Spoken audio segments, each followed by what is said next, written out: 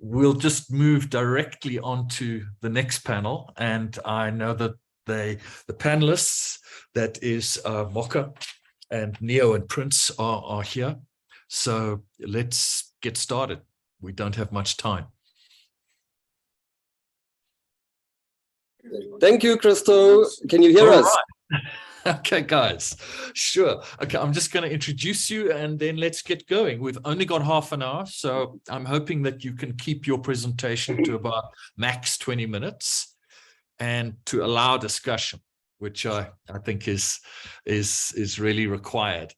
Okay, welcome everybody to our next presentation, which is called Lekker, Geswitch, and it's Waking Up the Beehive, a collective film project in Kliptown. And I must say, I had the privilege of attending a screening of the Beehive. And not only was it in this terribly broken down, poor part of Soweto, Kliptown, but the film was actually projected on the one remaining wall of what had been the community cinema in previous decades, and was a very evocative and powerful experience. So the presenters and the team who were driving this Beehive project, Mocha Janssen van Vuren, is an artist, experimental filmmaker, researcher, and educator based in Johannesburg, I should say at Wits. His interests include the intersection of performance and film, collaborative creative processes, and radical pedagogies. And he's currently a lecturer in the Department of Film and Television here at Wits. And Prince Massingham is author, scriptwriter, actor, researcher, and educator, himself born and bred in Kliptown, Soweto.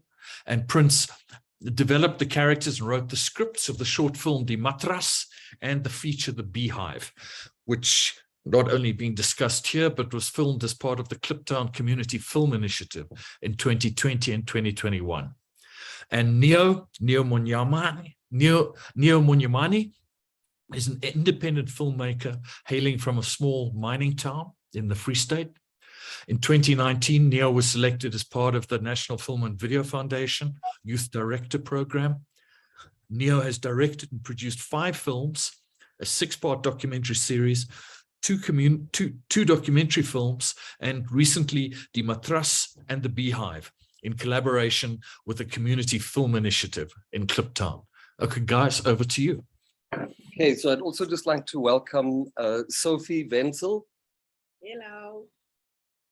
Who was one of the stalwarts of this project from the very beginning, and performed in both Die Matras and The Beehive, playing the same character, and similarly Dion Duncan.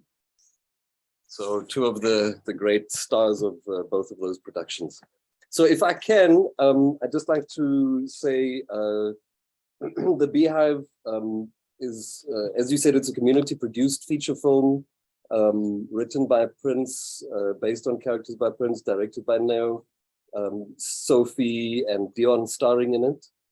This project, I just want to kind of signpost that it's blossomed into quite a massive arts, creative production and education initiative in Kliptown, involving film, animation, design, and other arts in partnership with Animation SA, Wits, Gauteng Department of Economic Development, and others. So today we want to focus on the creative research and the processes of learning, with specific reference to the question of tacit knowledge, and in terms of how that worked in the making of the Beehive. So we'd like to screen a quick 6-minute film. I'm going to request, I already have access to screen sharing. So I'm going to screen the 6-minute film, and then we'll start the discussion after that.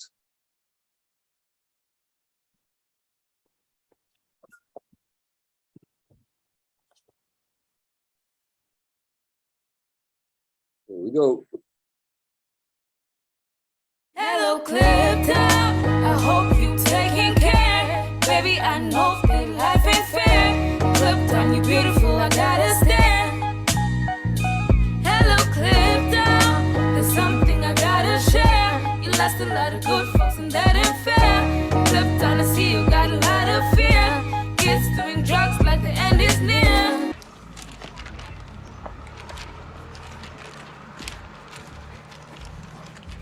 Brahma Willis?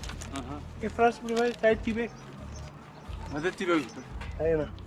Yan ba ito kabalik? Brahma Willis, dan mas no net die Tibet, mas Brahma Willis, dan mas die Tibet niet. Freddy's. Je vraagt me niet hoe gaan het mee niet? Je vraagt me niet hoe te Geswitch niet. Maar je zoekt met Tibet. Hai man. Hai bo, karabo. Last one, please, last one.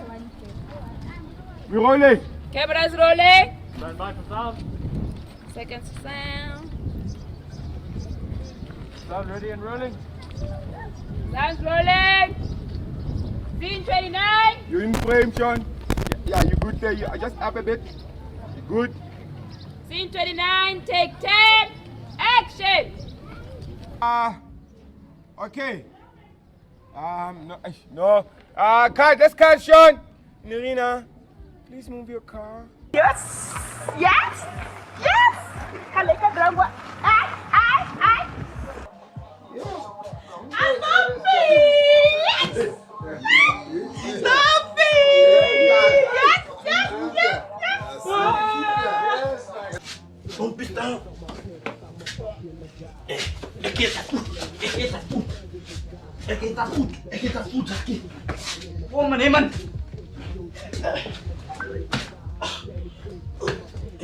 Ons gaan, Toppie.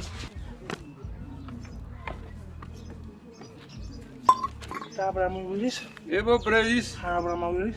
Nekker switch de lemon vandaag en je. Brahma Willis geslapen. Nah man, nah, so baby, so baba. A sweet baby. Brahma Willis vraagt. Brahma Willis heeft van mij gevraagd hoe het ingeslapen wordt. Ah, zie me bezig immers. Je zoekt me met Tibet.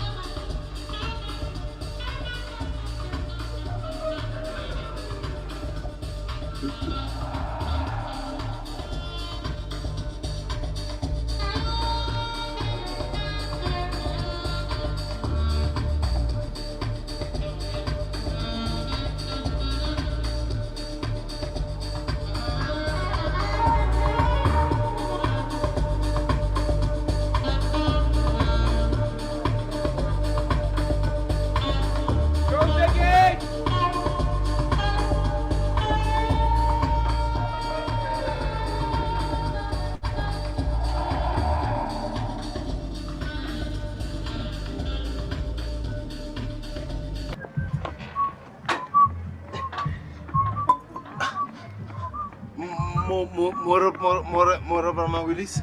Moro Freddy's. Hoe gaan we Brahma Willis? Sweet man, hoe gaan we? Oh, ik zou Brahma Willis geswitcht. So baby, but so baby, so baby. Dank je wel voor de Freddy's man. Maar Freddy's, je kan anyway.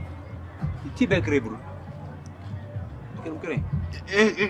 Ik heb die Brahma Willis die week gezoekt. Maar dank je. Die zo nu ne warm water net zo drinken. Ik drink het elke dag net zo.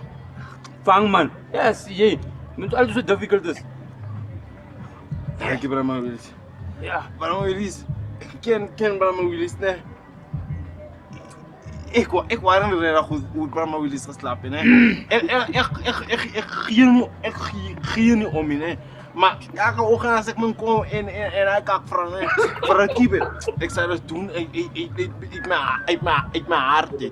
Basically, the way I see it from Malamban's point of view, the Beehive is about the guys, you know, it's about the neighborhood story, you see. So the guys in our neighborhood, how they love, what we do for money, what we do to survive. As you just see in the scene that I took with Kurtley, stuff they do to survive. Sometimes we have to go out and have sex with people. There's not much of opportunities. We tend to take this opportunity because this is the only opportunity we see. On the streets, when you roam on the streets, you'll see there's a lot of people like Dara on the streets. We are here in Lekker making a film of Beehive, and I think it's going to be a very nice film, guys. You're all going to invite it. This was my dreams, guys. Never give up on my dreams. I always dreamt about being an actor, but now at the age of 64, my dreams are coming true. Hold on to your dreams, it will always come through. Thank you, guys.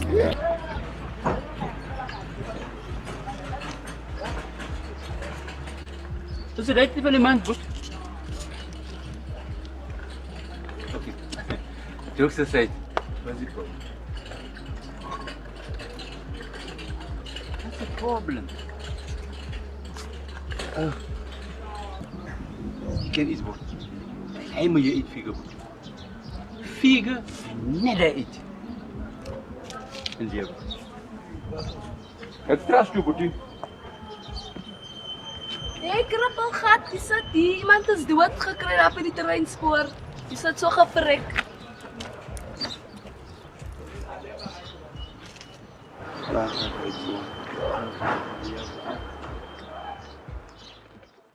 Hello, Clip Top. I hope you taking care. Baby, I know that life ain't fair. Clip Top, you beautiful, I gotta stand.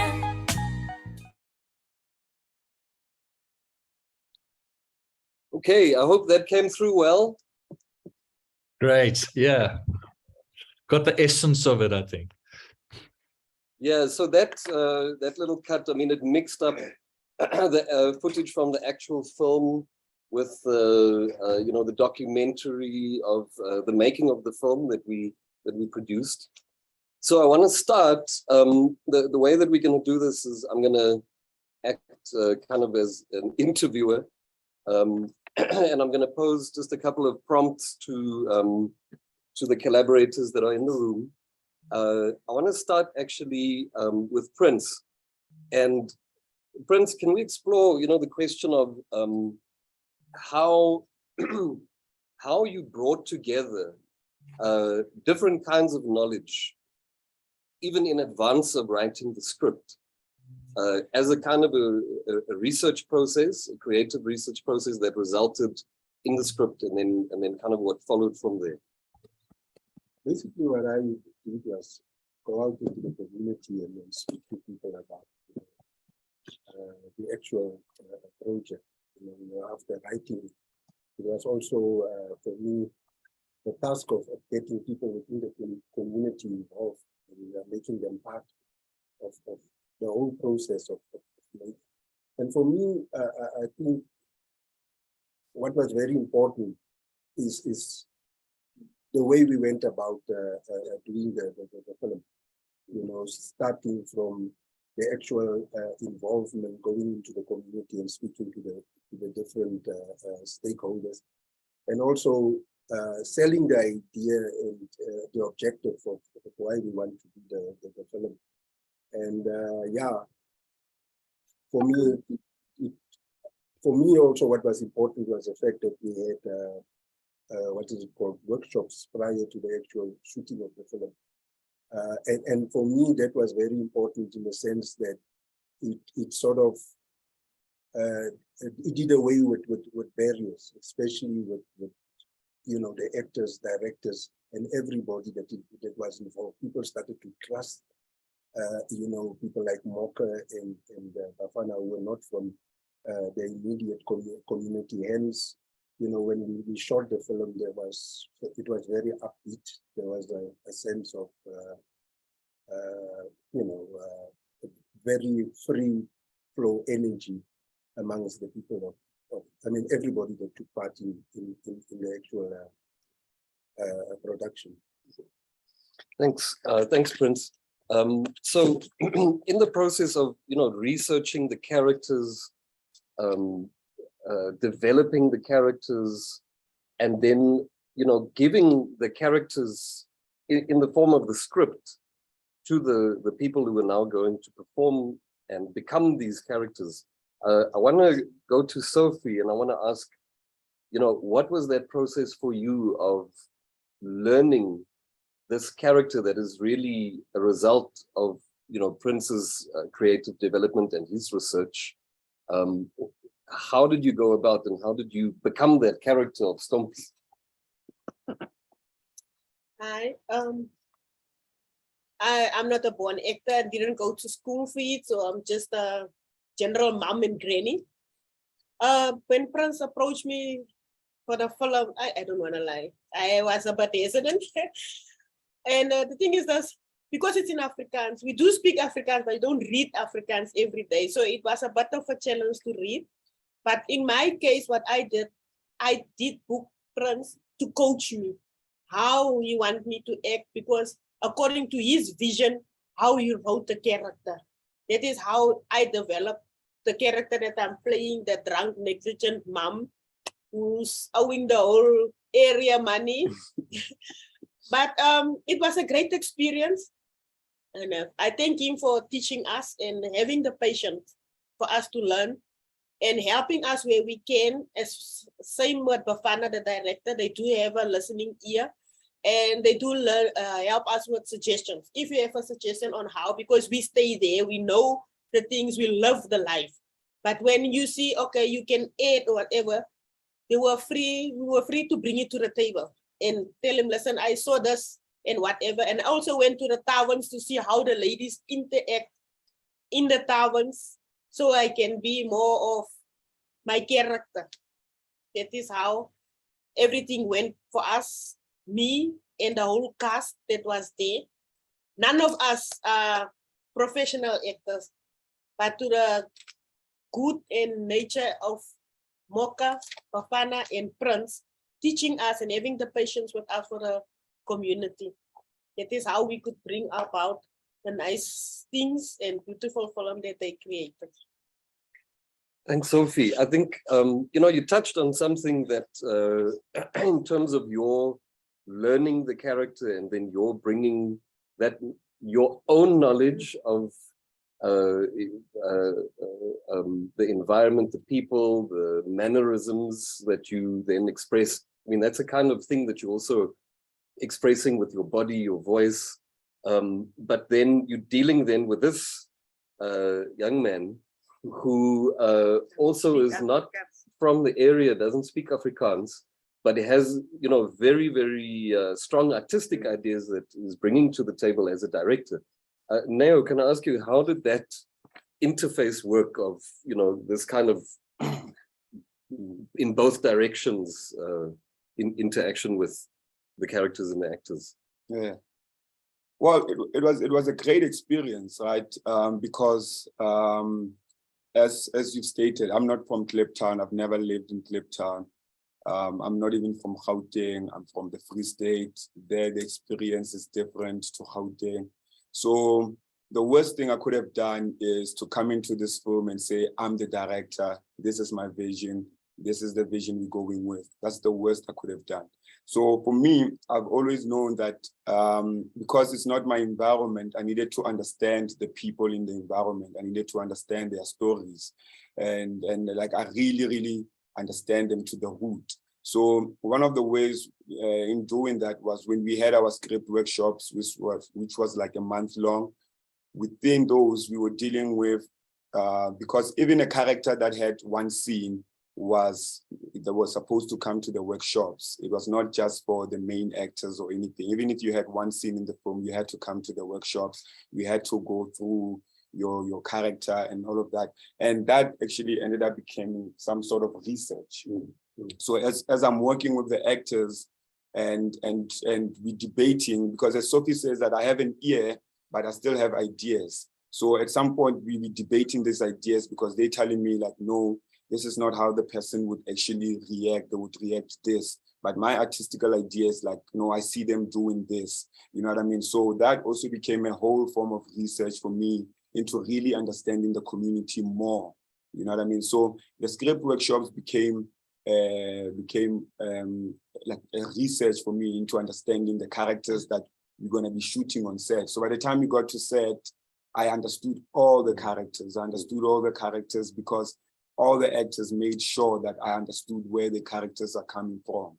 You know, so yeah, it was research. You know the weaknesses, like what I'm saying, right?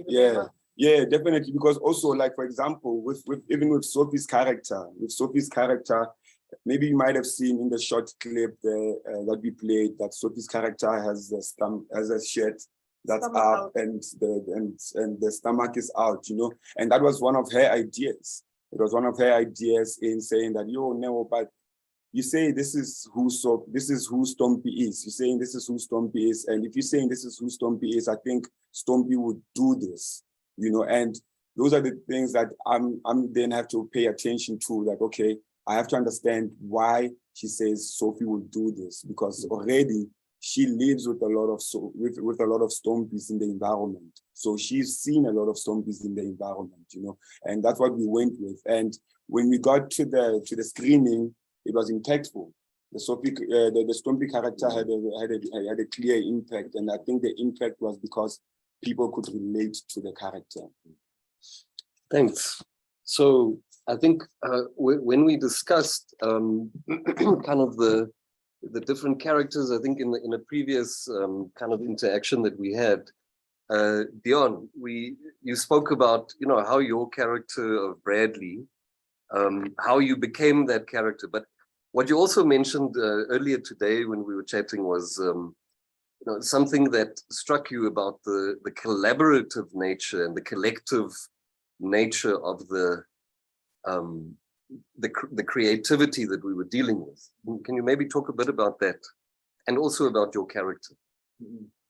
So firstly, like in terms of the collaborative nature, so I knew my passion. I knew my passion for creativity in terms of telling the story. But all these people that I come to work with, I didn't know they also have that same passion. So firstly, in terms of the three, Prince, Neo, as well as Mocha, collaborating us as a whole, as a community together to actually share the passion. Firstly, it was amazing knowing that this peer that I've known for plus or minus 2 decades shares the same passion as me. But now the fact that there was never an opportunity to actually just bring it out there and share it together. So firstly, the collaborative nature in terms of me having to work with my community was amazing. Knowing that the community and I have this bond in creativity. You know, we can actually share something within our passion and tell the same story whilst doing that. And then secondly, obviously the character. Having me play the character as well as playing it in my community, I can take a reference from the writer, because the writer being in my community, I can tell this guy is, besides Bradley, he wants me to play Chico. Chico basically someone in the ghetto that I have to play, but in a different name. So me just going back to the writer's reference, oh, I see you trying to like paint. So I'm just gonna go there and then I'm gonna learn from Chico, who is in our community, and then basically just act it out. So my character came very easily to me, knowing that it's someone the writer had in mind that I also know perhaps. It might not be that very same person, but me knowing where the writer is coming from and why is he painting a picture as such, and me seeing a picture as such in the community made it much easier for me to play the character. Yeah, it's Thanks. Mocha, yes. The chair speaking. You guys have got 3 minutes left in this session. You started us late, Christo. 5 minutes you owe us. 5 minutes. No. 3 minutes. Okay, we'll make it 5. Don't waste any time. Are you going to take any questions, or do you still want to keep your presentation running? I think let's take questions. I think interesting ideas have come up. I mean, I think the embodiment and expression of tacit knowledge, and I think the recognition of these activities as bona fide forms of research. I think that's where we're at. And the collective nature, I think Dion is a very, very important point of the collectivity about this. But let's take the questions. Okay, there's no questions in chat. Does anybody have a question? I see Brett. Brett, please. Yes.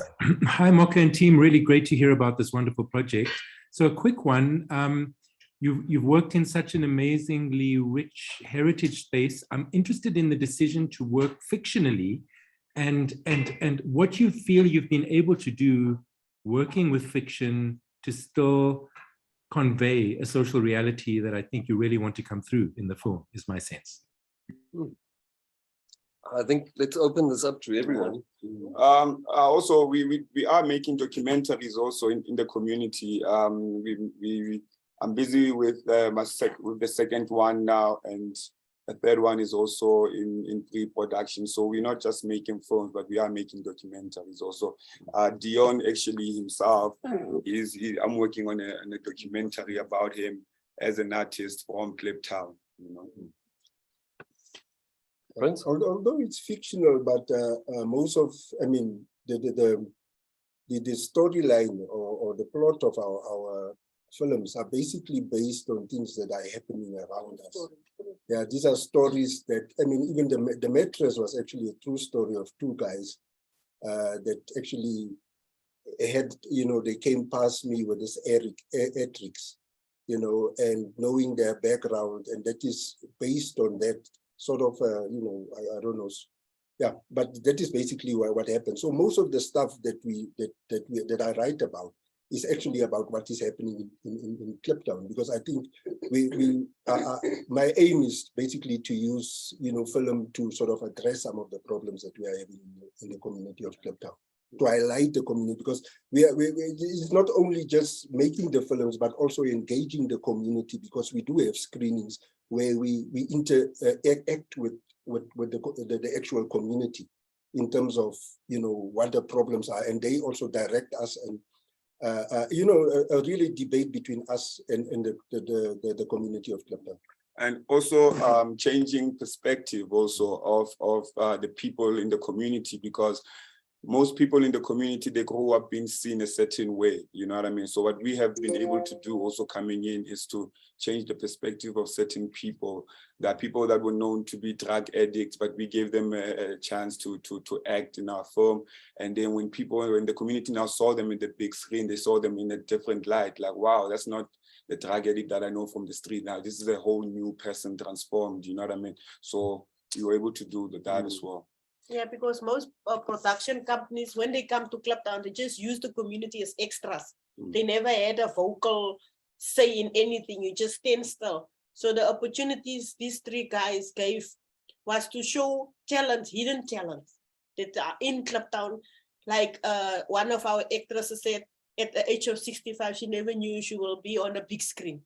She was always just an extra, but she could learn her lines, everything. So it's a great opportunity that acting can be a job.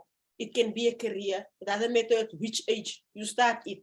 You understand? So we are very appreciative of them. We just spoke earlier that a lot of people ask, when is the next film coming? We also want to come and audition. Please come call us for audition. So meaning next time when they have a film and we have to advert, we have to go door to door and say, hey, come. Or it's auditions. I'm sure they will be there before Mocha them can open the doors. So which is a successful thing that's happening. I just want to say as well to maybe okay, concluding, this is the concluding comment. Okay, my concluding comment from my side, and if anyone else wants to pitch in, I think, you know, as dealing with fiction and a kind of an imaginary, I think it is a very particular way of addressing and intervening in social reality, and to acknowledge that, you know, a big part of everyone's life is an imaginary, is a dreaming, is a storytelling, and is a fictionalizing of things in order to understand them better.